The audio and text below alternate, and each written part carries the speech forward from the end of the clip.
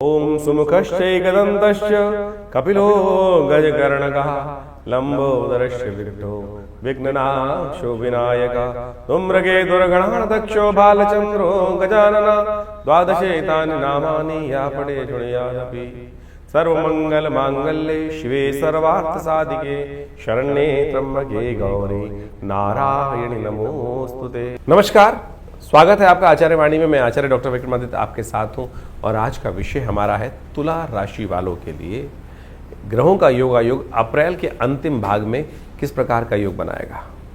देखिए, ज्योतिष विज्ञान के माध्यम से हम समय को सही से पहचान सकते हैं और इस वक्त समय की जो चाल है ज्योतिष गणनाओं के अनुसार समय बता रही है कि हमारे लिए बहुत कुछ करने का समय है।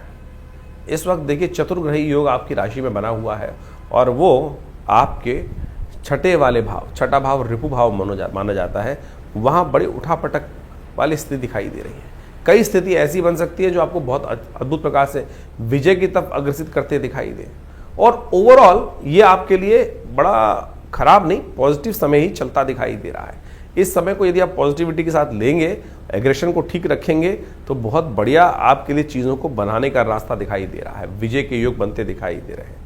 बहुत सारे लोग इस वक्त तुला राशि वाले जो हैं बहुत सारी चीज़ों को ठीक करने की तरफ जा सकते हैं, लेकिन कुछ ग्रहों का योगायोग यहाँ पर ऐसा भी चल रहा है कि जो बनी बनाई जो क्या चीज़ होती है कि सब कुछ बहुत बढ़िया उम्मीद थी, लास्ट मोमेंट पे कई बार धोखा मिलने के चांसेस भी इस राशि में मिल सकते हैं। और हम कहेंगे कि उस राशि उसका कारण भी आप स्वयं भी है। देखिए, कई बार क्या होता है कि हम सब कुछ अच्छे करते हुए लास्ट में कहीं ना कहीं इमोशनल फैक्टर ऐसा आता है कि हम इमोशनल पॉइंट ऑफ व्यू से कहीं ना कहीं चीज़ों को ढीला छोड़ देते हैं, कहीं ना कहीं पुरुषार्थ के दृष्टिकोण से लास्ट में आकर हिम्मत छोड़ देते हैं। आपने वो खरगोश की और कछुए वाली कहानी सुनी होगी। खरगोश बड़ा उत्साह के साथ 4-5 कूद लगाते हुए उस रेस में, कछुए के साथ जो रेस थी उसमें आगे बढ़ता है, बाद में कहीं ना कहीं सोच लेता है अरे हमसे कौन जीतने वाला है। कई बार वो स्थिति बन जाती है, तो ऐसे में वो स्थिति आप न लाने दीजिएगा। इस बात का ध्यान रखते हुए कार्य करेंगे तो ये अप्रैल में आपके लिए चीज़ों को अच्छे से आप एनर्जी के साथ आगे बढ़ाने के योग बना सकते हैं। बीच में कहीं ना कहीं इमोशनल पॉइंट ऑफ व्यू से या कहीं किसी और कारण से बीच में अपनी सोच में कहीं आलस्य को ना उत्पन्न करने दीजिएगा। इस बात का ध्यान रखें तो फिर विजय निश्चित तौर पर दिखाई दे। सिलसिलेवार तरीके से समझ लीजिए ग्रह नक्षत्र कब क्या कुछ कैसा योग बनाएंगे आपके लिए। 21 तारीख की यदि हम बात करें तो 21 अप्रैल को सोमवार का अवसर है। उस दिन अष्टमी का योग है। वैशाख मास के शुक्ल पक्ष की कृष्ण पक्ष की अष्टमी है और ये कालाष्टमी के रूप में जानी जाती है। भगवान शिव की शक्ति की सुंदर उपासना करने का योग बनता है। ऐसे में ग्रह नक्षत्रों के दृष्टिकोण से देखें तो आपकी राशि से सुंदर योग बन रहा है। बृहस्पति महाराज पूर्ण दृष्टि आपके चंद्रमा पर डालकर चीज़ों को आपके फेवर में ले जाते दिखाई दे रहे हैं। स्वास्थ्य का थोड़ा ध्यान रखिएगा। शीतला माता की उपासना करना, शिव की उपासना करना आपके लिए सब प्रकार से कल्याणकारी रहेगा। गजकेसरी योग विद्यमान है, चीज़ों को बहुत अच्छे से आपके लिए रिजल्ट लाने के योग बनाता दिखाई दे रहा है। तो ऐसे में चीज़ें आपकी अच्छी, सर्वार्थ सिद्धि योग विद्यमान है। तो ऐसे में कोशिश ये करें नए चीज़ों में पूरी शक्ति के साथ कार्य करें। दोपहर को 12:30 बजे के बाद चीज़ें आपके फेवर में आने के योग बनते दिखाई देंगे। 22 तारीख मंगलवार का अवसर, नवमी तिथि विद्यमान है, चंडिका नवमी है और ऐसे में केवल मंगल का उपचार करने की ज़रूरत है। मंगल आपका थोड़ा सा सफलता वाले भाव में बैठकर कमज़ोर अवस्था में है, तो कोशिश ये करें हनुमान जी की सहायता लें, हनुमान जी को शक्ति देने का प्रयास करें और भगवती की उपासना करें। देखिए, चीज़ें आपके लिए बहुत अच्छी हो जाएगी। मंगलवार के दिन चंडिका नवमी पढ़ने के लिए शक्ति की उपासना, भगवती दुर्गा की उपासना हनुमान जी के साथ करें। देखिए, हनुमान जी की कृपा से बहुत सारे कष्ट ठीक होने के योग बनेंगे। 23 तारीख का दिन बुधवार का अवसर है। दशमी तिथि इस दिन विद्यमान है और इस दिन ग्रह परिवर्तन का योग बना रहे हैं। और देखिएगा, ये परिवर्तन आपके लिए थोड़ा सा ग्रह नक्षत्रों के दृष्टिकोण से यदि हम बात करें तो वो आपके लिए अनुकूल दिखाई देता है। ये अनुकूलता ऐसी प्रदान करता दिखाई दे रहा है कि कई बार हमने देखा होगा कि हम अपनी चाल में मस्त होते हैं, पता नहीं कब कौन सा पंगा लेने की कोशिश करता है, अपना ही नुकसान करा के बैठ जाता है। ऐसा योग बन रहा है। इस वक्त ऐसा योग बनकर तैयार है कि जो हम हमारे कामों में टकराएगा ना, खुद चूर चूर हो जाएगा। ऐसा योग आपकी राशि में बनकर तैयार है। लेकिन ध्यान रखने की बात यह है कि इस वक्त पंचक आरंभ हो रहे हैं और इस वक्त सूर्य राजा है और आपके सप्तम भाव में विराजमान है। और ये सूर्य राजा होकर सप्तम भाव में आपकी राशि में विराजमान होने के कारण से क्या है, थोड़े से उपद्रवकारी योग बन रहे हैं। तो थोड़ा सा ध्यान रखना, एकत्रीकरण वाला काम जो थोड़ा सा जैसे अग्नि के संबंध में जो कार्य करते हैं, थोड़ा रिस्क वाले काम रहते हैं, तो रिस्क मत लीजिएगा इस वक्त। थोड़ा सा आलस्य मत कीजिएगा चीज़ों को। क्या होता है कि जिस प्रकार से जो कार्य होने हैं, जहाँ जो हम विशेष तौर पे एकत्रीकरण काम, वैसे पंचक में वैसे तो 5 चीज़ों को ये निषेध कहा गया है, अंत्येष्टि कर्म इत्यादि, तृण इत्यादि का काम, लकड़ी इत्यादि का एकत्र करने का काम, और साथ साथ जो कहा जाता है शास्त्रीय दृष्टिकोण से उन सब चीज़ों को 5 चीज़ों को छोड़ना चाहिए, छत इत्यादि डालने का अंग पर। बाकी सब चीज़ों में निषेध नहीं होता, लेकिन क्योंकि ग्रह योग इस प्रकार के चल रहे हैं, सूर्य राजा है और अग्नि का भयावह योग चल रहा है, प्राकृतिक आपदाओं के योग चल रहे हैं, तो हम कहेंगे ऐसे में थोड़ा सावधानी के साथ चलने का प्रयास कीजिए। चीज़ों को जो रिस्क वाले काम करते हैं उनको थोड़ा ध्यान रखते हुए कार्य करना चाहिए। पंचक रहेगा, साथ साथ भद्रा का योग रहेगा दोपहर के करीब करीब 4:45 बजे तक शाम के, तो नए कार्यों को आरंभ करने से बचना चाहिए, तो आपके लिए अच्छा रहेगा। 24 तारीख का दिन बृहस्पतिवार का अवसर है, एकादशी तिथि विद्यमान है और ये एकादशी भगवान विष्णु की उपासना करने के लिए श्रेष्ठ है। इसके साथ साथ नेपच्यून ग्रह इस वक्त चतुर्ग्रही योग के साथ पंचग्रही योग बनाता दिखाई दे रहा है और वहीं पर बैठा हुआ शनि के नक्षत्र में प्रवेश कर रहा है, उत्तरा भाद्रपद नक्षत्र के दूसरे चरण पर सुबह 7:45 पर। ये कहीं ना कहीं आपके लिए नुकसान के योग नहीं, अच्छे योग बना रहा है। शनि के सदृश ही नेपच्यून ग्रह आपकी राशि में उसी के नक्षत्र में बैठने के बाद आपके शत्रुओं को, परेशानियों को कम करने का योग ही बनाएगा, चिंता ना करें आप। तो ऐसे में आपके लिए अच्छा है कि आप पूरे उत्साह के साथ अपने काम में लगने का प्रयास कीजिए। थोड़ा सा हो सके तो भगवान विष्णु की सुंदर उपासना करें, केले इत्यादि का दान करें, तो आप पीली चीज़ों का दान करें, अच्छा रहेगा आपके लिए। 25 तारीख का दिन शुक्रवार का अवसर है, द्वादशी तिथि विद्यमान है। इस दिन प्रदोष का योग भी बन रहा है और स्वास्थ्य के मामले में थोड़ा दिन ढीला दिखाई देता है। मन जो है ना फालतू के कामों में थोड़ा आपको परेशान करता दिखाई देगा। ये 2-3 दिन थोड़ा ध्यान रखने वाले रहेंगे। इमोशनल पॉइंट ऑफ व्यू थोड़े वीक दिखाई देते हैं। अननेसेसरी का मन थोड़ा सा भावनाओं में बहता दिखाई देगा। शुक्र इस दिन उत्तरा भाद्रपद नक्षत्र में प्रवेश करते दिखाई दे रहे हैं, शनि के नक्षत्र में प्रवेश करते दिखाई दे रहे हैं। चीज़ों को थोड़ा स्लो होते दिखाई देंगे आप, और ऐसे में थोड़ा ध्यान रखिएगा, थोड़े जो गलत रास्ते हैं उन पर जाने से बचें। वीकेंड आ रहा है, लेकिन ऐसे में ध्यान रखना है आपको कि वीकेंड में कई प्रकार के थोड़ा सा मनोमस्तिष्क जो होता है थोड़ा सा गलत तरफ ज़्यादा चाहता है। बहुत सारे लोग सामाजिक दृष्टिकोण से थोड़े से गलत तरफ रुझान ज़्यादा चले जाते हैं, थोड़ा वासनाएं बढ़ने की तरफ जाती हैं, तो ऐसे में ध्यान रखने की आवश्यकता है। शाम के समय हो सके तो भगवान शिव की सुंदर उपासना करें। थोड़ा दूध से, शुक्रवार के दिन है, महालक्ष्मी कृपा प्राप्ति के लिए शुद्ध गाय के दूध से भगवान का अभिषेक करना प्रदोष के समय पे आपके लिए कई प्रकार से रक्षा करने की योग बनाएगा। 26 तारीख शनिवार का अवसर है और इस दिन 2 तिथि पड़ रही है, त्रयोदशी और चतुर्दशी क्षय हो जाएगी। और ग्रह नक्षत्रों के दृष्टिकोण से देखें तो इस दिन पंचक भी समाप्त होंगे, लेकिन दिन में भद्रा का योग है जो करीब करीब 8:27 से लेकर शाम के करीब करीब 5:45 बजे तक विद्यमान रहेगा। तो ऐसे में ध्यान रखना है कि नए कार्यों में थोड़ा हाथ डालने से बचना है। चलते हुए कार्यों को उसी रूटीन में चलने देंगे तो वो आपके लिए उचित दिखाई देता है। इस दिन मासिक शिवरात्रि है, हो सके तो शिव की आराधना करें, ओम नमः शिवाय का जप करें, शिव का जल से अभिषेक करें, आपके लिए अच्छा कल्याणकारी। सुगंधित पुष्पों का उपयोग करते हुए भगवान का अभिषेक करना भी आपके लिए अच्छा दिखाई देता है। 27 तारीख का दिन रविवार का अवसर है, अमावस्या तिथि है इस दिन, और इस दिन ग्रह नक्षत्रों के दृष्टिकोण से एक महत्वपूर्ण परिवर्तन का योग बन रहा है। सूर्य के साथ विद्यमान हो जाएंगे चंद्रमा आपके 7वें भाव में, और ये आपकी चीज़ों को सही दिशा में डालने का प्रयास करेंगे। आशीर्वाद की आवश्यकता है, आशीर्वाद युक्त कार्य करने का प्रयास करें। अमावस्या है, रविवार के दिन पड़ रही है, तो कोशिश करें अपने पितरों के निमित्त ब्राह्मण भोजन, गौ ग्रास, जो अन्न का दान कर सकते हैं, तर्पण कर सकते हैं, वो अवश्य कीजिएगा। पितृ बहुत अद्भुत रूप से सहायता का दान कर देते हैं। क्या होता है, वो कहीं और नहीं जाते, हमारे आसपास ही रहते हैं और हमसे अपेक्षा करते हैं कि हमारे जो संतति है, संतान है, वो हमारे को याद करती है, नहीं करती। तो घर में उत्सव इत्यादि हो तो अवश्य उनके लिए भोजन इत्यादि निकालना चाहिए, नित्य प्रति उनका तर्पण करना चाहिए। इस दिन विवेकानंद योगाश्रम में जो यज्ञ रहेगा उसको हमने गायत्री यज्ञ के रूप में रखा है। आप अपने पितरों के निमित्त इस वैशाख की अमावस्या के दिन तर्पण, ब्राह्मण भोजन, गायत्री का यज्ञ सब कुछ कराने की सुंदर व्यवस्था रखी है। आप स्वयं भी आ सकते हैं और इसका लाभ भी ले सकते हैं, वो आपके लिए बड़ा अच्छा रहेगा। इस दिन सूर्य महाराज भी रविवार के दिन ही भरणी नक्षत्र में प्रवेश करेंगे, शुक्र के नक्षत्र में, और ताकत में हो जाएंगे और ज़्यादा। इस बात तो सूर्य वैसे ही राजा हैं और अपने पूर्ण ताकत में इस वक्त उच्च के होकर जो योग बना रहे हैं वो आपके लिए कल्याणकारी रहेगा। बुध महाराज भी जो 6ठे भाव में आपके बैठे हुए हैं वो भी अपने नक्षत्र रेवती नक्षत्र में प्रवेश करते दिखाई दे रहे हैं, वो भी आपके लिए कहीं ना कहीं सुंदर योग बनाते दिखाई दे रहे हैं, चीज़ों को अच्छा करते दिखाई दे रहे हैं आपके लिए। लेकिन बस थोड़ा सा ये ध्यान रखना है कि इस वक्त आपको बहुत ज़्यादा इमोशनल पॉइंट ऑफ व्यू से डिसीजन नहीं लेने हैं, थोड़ा सा कई बार क्या होता है कि इमोशन में बहने की ज़रूरत नहीं है। जहाँ इमोशन में कोई आपके इमोशंस का नाजायज़ फ़ायदा उठा सकता है, बस इसका ध्यान रखना है थोड़ा क्योंकि आपकी प्रवृत्ति, जहाँ किसी ने थोड़ी हवा भरी आपको, मीठा मीठा बोला, और वहाँ आप पिघल सकते हैं और वहाँ आप अपना नुकसान करा सकते हैं।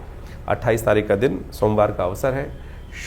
इस दिन शुक्ल पक्ष आरंभ हो रहा है, वैशाख का शुक्ल पक्ष प्रतिपदा के साथ, और इस दिन एक ग्रहों का परिवर्तन जो है वो भी समझ लीजिए।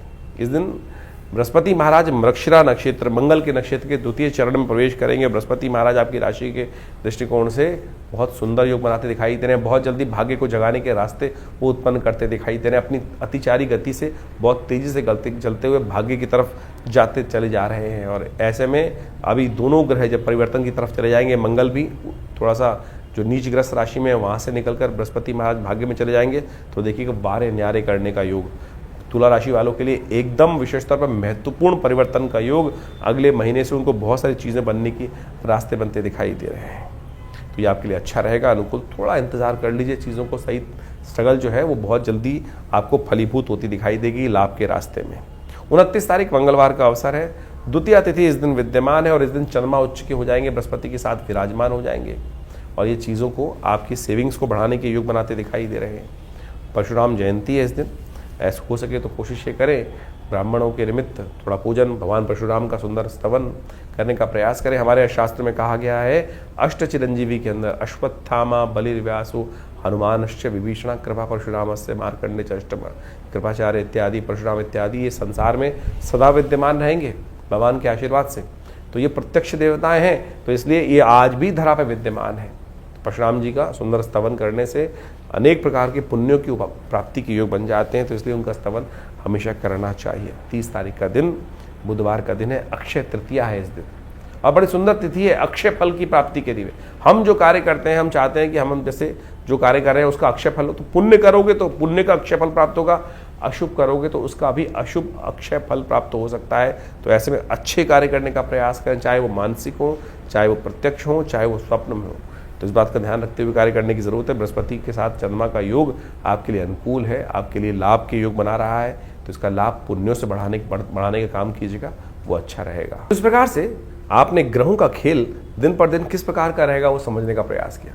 देखिए, ये ग्रहों का जो खेल है वो विशेष तौर पर हर रोज परिवर्तन के साथ आगे बढ़ता रहता है जीवन, लेकिन इस समय जो चतुर्ग्रही योग बना हुआ है वो पूरे अप्रैल के अंदर जिस प्रकार चलने वाला है वो कहीं ना कहीं इस समय ग्रहों की युति को शुभ नहीं करता। और ये चतुर्ग्रही योग जो है वो कई बार जब भी जन्मपद विशेष तौर पर गोचर में बनता है तो वो संसार के अंदर कुछ ना कुछ अशांति, चाहे वो प्राकृतिक आपदाओं को उत्पन्न करने के योग बनाता है या विश्व में अशांति का वातावरण बनाता है। जनमानस में अशांति की तरफ प्रवृत्त करने के लिए बहुत सारे उपद्रवी तत्व जो हैं वो प्रेरित करते रहते हैं लोगों को अपने स्वांता सुखाई। संसार में लोग अपने स्वार्थ के लिए पता नहीं कहाँ कहाँ किस किस प्रकार से किन किन के जीवन को बर्बाद करने का प्रयास करते हैं, और ये आज से नहीं अनादिकाल चलता रहा है। और इन्हीं सब चीज़ों को समझकर ज्योतिष के आचार्यों ने इन योगों को समझते हुए इन चीज़ों को लिखा, बताया कि किस प्रकार का योग चल रहा है। जैसे आप देख रहे हैं कि इस वक्त आपके राशि के दृष्टिकोण से हमने दिन पर दिन किस प्रकार का योग था वो तो समझाए, लेकिन ये भी समझने की आवश्यकता है कि विश्व के दृष्टिकोण से जो इस वक्त ग्रहों का योग है, चाहे वो शनि महाराज है, शुक्र है और राहु इत्यादि हैं, और साथ साथ बुध इत्यादि, इन चारों ग्रहों की युति जिस प्रकार से ग्रहों की बनी हुई है वो विश्व को कहीं ना कहीं अशांत करती है और ये प्राकृतिक आपदाओं को भी लाती है, भूकंप इत्यादि। अभी आपने देखा कुछ दिन पहले भयावह भूकंप की कई बार स्थिति बनी, वो ग्रहण के कारण तो थी, लेकिन और भी बहुत सारे कारण बनते रहते हैं। और ऐसे में अभी इसका प्रभाव कुछ दिन रहने वाला है और अगले महीने मई में जाकर कई ग्रहों का परिवर्तन का योग बनेगा, चाहे वो बृहस्पति हो, चाहे वो राहु ग्रह हो, और बहुत सारे ग्रह भी परिवर्तन की तरफ जाने का योग बनाएंगे। और इस वक्त जैसे आप समझे मंगल ग्रह भी अपने सबसे कमज़ोर स्थिति में चल रहा है, तो ऐसे में दुस्साहस के योग भी बनते दिखाई दे रहे हैं। इसके साथ साथ देखिए, अभी जो विश्व के दृष्टिकोण से हम समझें तो अगर आप ग्रहों के योग को देखें तो वो ऐसा दिखाई देता है कि विश्व में दृष्टिकोण से जो सूर्य राजा बनकर इस बार आए हैं, मंत्री पद भी उनके पास है, तो इसके कारण से विश्व में गर्मी का भयावह प्रभाव देखने को मिलता दिखाई देगा। और गर्मी के भयावह प्रभाव के कारण से अग्निकांड, विस्फोटक योग, ये सब भी कहीं ना कहीं परेशान कर सकते हैं। तो हमको अपने जीवन को सही चलाने के लिए अपने ग्रहों को सही रूप से समझते हुए उपाय करने का प्रयास यथाउचित भाव से करना चाहिए। कई लोग विशेष तौर पर अपने ग्रहों को समझकर परेशान हो जाते हैं और कई बार गलत रास्ते पे चल देते हैं। देखिए, शास्त्र में तो सिद्धांत के तौर पे ग्रहों का उपचार बताया गया है। उपचार बड़ा सीधा साधा है, परमात्मा की आराधना करना और सबसे पहले समय को पहचानना कि समय क्या करवाने जा रहा है हमसे, हम किस प्रकार से अपने आप को रोक सकते हैं। यही सही दिशा निर्देश, सही गुरु का वाक्य, सही आशीर्वाद मिल जाए तो क्या होता है कि हम गलत तरफ जाने से बच जाते हैं। नहीं तो जीवन है, चलना है, ये धरा तो गोल ही है, चाहे इधर से जाओ चाहे इधर से जाओ, लेकिन सदगुरु की प्रेरणा होगी तो जो दिशा हमारे लिए उपयुक्त होगी वो हमको प्राप्त हो जाएगी। सही दिशा में हम कार्य करने शुरू कर देंगे और नहीं तो फिर संसार में गोल चक्र तो है ही, एक लंबा रास्ता एक छोटा रास्ता है। तो इसलिए यदि अनुभव का लाभ लेते हुए हम जीवन में अपने सही मार्ग पर चलने का प्रयास करेंगे तो बहुत अच्छे से जीवन को बहुत बढ़िया तरीके से आगे बढ़ने का रास्ता बना सकते हैं। लेकिन लोभ एक ऐसी चीज है, और तो और साथ साथ हम अहंकारवश, लोभवश, मोहवश कई बार अपने जीवन को कष्ट में डाल देते हैं। देखिए, पुरानी कहावत है, आए थे हरि भजन को ओटन लगे कपास। हम लोक को सुधारने का प्रयास करें या परलोक को सुधारने का प्रयास करें तो इस बात को समझे, एक ही सुधरेगा। और हरी कृपा ऐसी है कि भगवान का यदि स्तमन करे तो लोक भी सुधर सकता है, परलोक भी सुधर सकता है। लेकिन संसार के माया के प्रपंच से अपने आप को दूर करते हुए कार्य करने का प्रयास करें। अभी आने वाले समय में बहुत सारे सुंदर उत्सव पड़ने वाले हैं। इन सब उत्सवों को हमारी भारतीय संस्कृति में हमारे ऋषि मुनियों ने सनातन पद्धति में हर रोज कोई उत्सव का सृजन किया। कारण क्या था?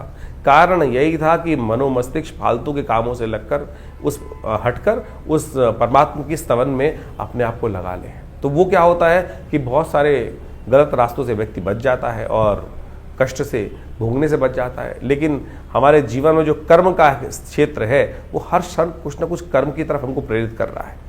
कोशिशें करें, सदकर्म की तरफ प्रेरित करने का प्रयास करें अपने आप को, लोगों को। नहीं तो क्या होता है कि गलत कर्म की तरफ प्रेरित करोगे।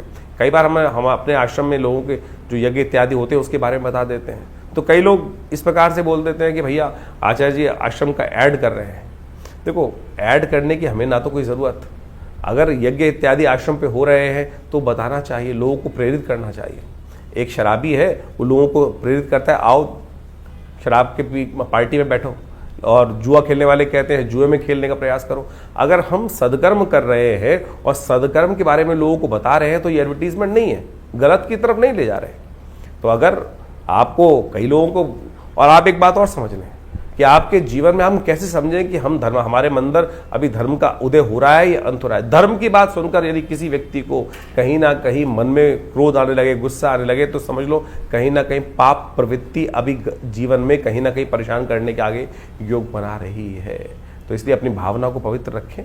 तो हमने जो जो आपके संबंध बातें रखी हैं, जो उत्सव होते हैं आश्रम के बारे में, वो सब अवगत कराते रहते हैं। कोशिश ये करें आप भी अपने जीवन को, अपने बच्चों को, अपने परिवार वालों को, लोगों को, मित्रों को सही दिशा में डालने का प्रयास करें। सही दिशा में आपका कर्तव्य का केवल इतना है कि चलो भाई परमात्मा का भजन करें, चलो भाई अच्छे कर्म की तरफ चलें। और समझ लो, अगर आपकी वजह से कोई एक आध व्यक्ति भी सदकर्म की तरफ लग गया तो उसके द्वारा किए गए पुण्य भी आपको लग जाएंगे। ये सब सैद्धांतिक तौर पर है। जैसे आप इसको मॉडर्न वे में समझ सकते हैं कि किसी गलत व्यक्ति को गलत काम के प्रेरित किया, चोरी डकैती और उल्टे सीधे कामों के लिए, और उसने जो कर्म किया उसने कहीं जाके आपका नाम ले दिया कि भाई, तो आप भी उस कानून के चक्कर में फंसेंगे ना। तो इसी प्रकार से यदि आप किसी को पुण्य की तरफ प्रेरित कर रहे हैं तो पुण्य, उसके द्वारा किए गए पुण्य आपको प्राप्त होंगे। और किसी गलत कार्य की तरफ प्रेरित करोगे, चाहे जैसे हमने जो दो तीन अभी उदाहरण दिए आपके सामने, तो आप समझ लीजिए उसके द्वारा किया गया गलत कर्म भी आपको भी भोगना पड़ेगा। ये संसार में बिल्कुल नियम है सही रूप से। तो इसलिए सही तरफ चलने का हम प्रयास करेंगे तो अपने कर्म से, जीवन से हमें बहुत सारे कष्टों से निवृत्त होने का योग बन जाएगा। और एक बात और समझे, यदि बिना कुछ कारण के भी आपके जीवन में यदि कष्ट, मन दुख है, परेशान है, कष्ट जीवन में आए चले जा रहे हैं, तो सोच लीजिए कि अभी हमारा जो डेबिट क्रेडिट का अकाउंट है ना कर्मों का, वो कहीं ना कहीं नेगेटिव हो रहा है। शुभ कर्म अपने आप ज्यादा से ज्यादा करने का प्रयास करें। जब वो घड़ा शुभ कर्म से लबालब भरा रहेगा तो आप समझे कि आपके बहुत सारे कष्ट कब आएंगे, कब चले जाएंगे, पता भी नहीं चलेगा। तो इसलिए इस सिद्धांत को समझ लीजिए, यदि छोटा सा कष्ट भी आपको बार बार आके परेशान कर देता है तो समझ लीजिए हमारे पुण्यों के अकाउंट में कितना नेगेटिव बैलेंस है। हम छोटे छोटे कष्टों से परेशान हो रहे हैं, जिनका वास्तविक जीवन में कोई औचित्य ही नहीं है, और सामने वाला जिसको हम देखकर कई बार ईर्ष्याग्रस्त हो जाते हैं कि भाई उसको भी जीवन में कष्ट सबके आ रहे हैं। सूर्य तो निकल रहा है तो उष्ण जो गर्मी है वो हर एक के लिए पैदा कर रहा है, बरसात हो रही है तो हर एक को गीला कर रही है, लेकिन किसी को उसका दुष्प्रभाव होता है और किसी को उसका शुभ प्रभाव होता है। वो इसलिए कि हमारे पुण्य किस प्रकार के हैं। तो आप सही रूप से पुण्यों को बढ़ाने का प्रयास करें, यही अध्यात्म का रहस्य है। ये न केवल प्रकारेण, यानी ऐसे या वैसे कैसे भी अपने आप को सद्कर्म की तरफ प्रेरित करने का प्रयास करें। इसके लिए शास्त्रों में अनेक नियम, चाहे वो योग कथाएं हों, चाहे वो यज्ञ हो, चाहे वो दान हो, चाहे वो पुण्य हो, चाहे वो सद्गुरु का आशीर्वाद हो, या अच्छे लोगों के सानिध्य में बैठने की कर्म बनाए गए हैं, वो सब शास्त्र के अनुसार से आपको पुण्यों को बढ़ाने की तरफ ही ले जाते हैं। और वहीं उसके लिए थोड़ी प्रयास करना पड़ता है, श्रुति को ऊर्ध्वगामी बनाना पड़ता है, उठाना पड़ता है, अपनी प्रवृत्ति को नीचे की तरफ जाने की बजाय ऊपर की तरफ उठाना पड़ता है। उसमें लगती है मेहनत, और गलत तरफ जाने के लिए तो आप बैठ चल करते हैं। उल्टे सीधे काम तो बहुत सारे ऐसे हैं, रोज शाम को लोग आपको बैठा सकते हैं। तो आप उस पर रोक, उस पर बंदिश, उस पर थोड़ा सा संयम करने का प्रयास करोगे तो खुद देखोगे धीरे धीरे परिवर्तन का रास्ता आपके जीवन में अवश्य बनेगा। और जानिए आपके जीवन में किस प्रकार के ग्रह योग चल रहे हैं, उसके लिए हम लगातार आपके साथ रहते ही हैं। तो आशा करते हैं इन सब दिशा निर्देशों को सही से समझेंगे और अपने जीवन के कष्टों को दूर करने का आप अवश्य योग बनाएंगे।